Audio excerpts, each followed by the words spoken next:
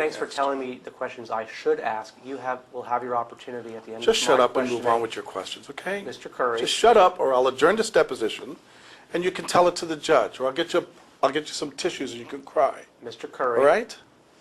Please don't tell me what to do. You with asked him depositions. if he ever spoke with Farsh about anything.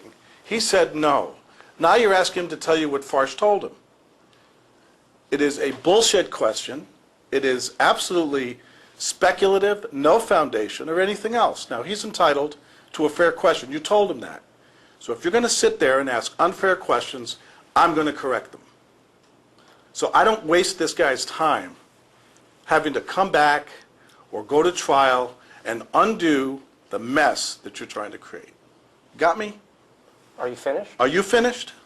Are you Do aware? you understand the question, Are Mr. you aware Schiff? of the local rules with Foster? regard to what objections you're allowed to make and what Do you're you not? understand the question, Mr. Foster? Sir, right now this is my witness. I get to ask the questions. You get to make objections only. There are two types of Call the objections you bailiff. can make. Objections Call to the form. bailiff. Sir. Do you understand the question being asked, Mr. Mr. Foster? Kouri, Don't ever presume that you get to tell me what to do or when to do it, counsel. Don't you ever presume. Why Mr. should you Foster, be this is entitled- your deposition. Do you understand the question? why should you be entitled to then tell me what to do? Doesn't it go both ways? Because I'm being straight with the guy and you're being not straight with the guy. That's why. He has no dog in this fight. Are you finished giving your opinions now about He has the no question? dog in this fight, and you're trying to get him to say things that are simply untrue. It's an old trick, Mr. Zohar. You don't think you're Okay. trying to coach the witness right now? I'm telling him what the question is so he can answer it. Do you know what speaking objections are? Don't lecture me, idiot. I'm telling you I'm not gonna let that happen. Okay? You got me? Do I we wanna understand know each other? if you understand the Are we rules. connecting here? Because I'm if we're trying not to connecting proceed. here, I will try again. Okay? Don't give me local rules, don't give me procedures, don't give me professionalism. Just put a fair question to the witness. And if you're not going to do that, then I am. We understand each other? If you believe that a question that I ask is not proper, then you get to pose a valid objection. You're not allowed to make speaking objections. You're not allowed to give your Don't lecture me, opinions. puppy. Don't lecture me. I was doing this when you were still chasing cheerleaders. Don't you even think about lecturing me about depositions. I think you're practicing a few So- years more than me, actually. so- That's it, so- to be honest with you. Do you understand the question? Mr. Kouri, Let's have the question right it is back, my please. desire to follow the rules. If you don't believe we should be following the rules, then maybe you need to explain to me what procedure we are supposed to follow. Now, do you think that there's anything wrong with adding testmaster students who you met only by virtue of your employment at Testmasters to a prospective client file for your competing company? Would you read the question back, please?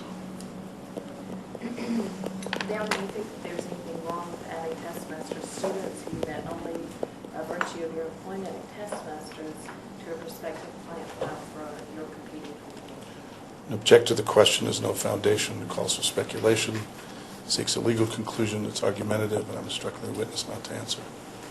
Mr. Tatey, do you think that it would be improper for you to copy your employer's course material while you're a Testmasters instructor and use it for a competing business? Same objections, same instruction.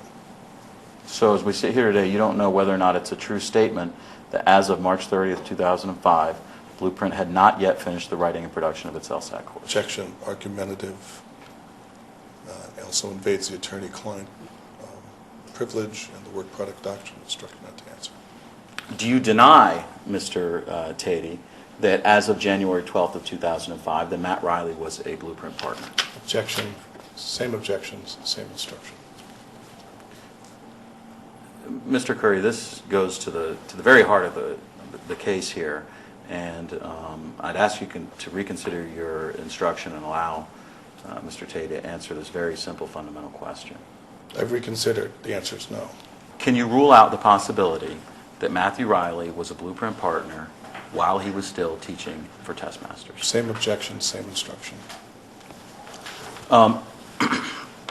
Do you deny that Matthew Riley was a Blueprint partner at the same time that he was teaching test masters classes? Same objection, same instruction.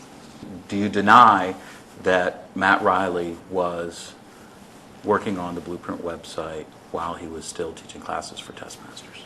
Objection, it's argumentative, calls for speculation, there's no foundation, instruct the witness not to answer.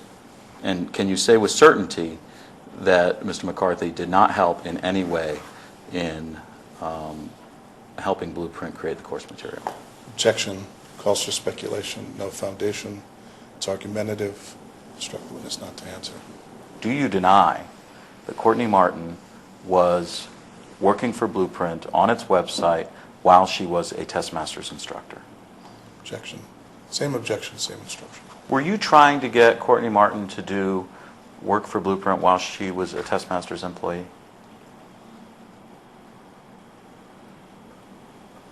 Objection, vague and ambiguous.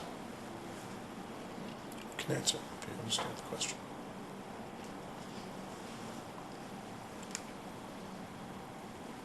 I don't believe that I was. Do you deny that you were? Objection, asked and answered, argumentative, no foundation, calls for speculation, instruct the witness not to answer. Now, why around this time period did you want to damage Robin Singh? Objection, calls for speculation, no foundation, it's argumentative, instruct them not to answer as phrased. Okay, that's it. Well, Thank you. let me. No, we're done. Okay, that's fine. I'm not asking any more questions. I want to make a record here, if I may, Mr. Kouri. I think that your instructions not to answer numerous questions are improper and unfortunate, particularly in light of these new documents that were just discovered. The judges repeatedly suggested that we should. There's a likelihood of having follow-on discovery after e-discovery. I think that it's improper, and I think that you're obstructing our ability to get to the bottom of these critical and highly damaging documents. And I'd like to put you on notice that if you don't allow us to continue to ask questions now or at a subsequent time, that we believe that you will be obstructing our ability to obtain evidence about improper discovery abuses by your client, and that you will be aiding and abetting in those discovery abuses. And I ask you to reconsider and permit us to ask Mr. Tatey these questions. Take your threats and put them where you know better. I'm not making We're done. threats. Yes, you Mr. are. Just tell it to somebody who cares. See you Wednesday. Same step and my usual orders.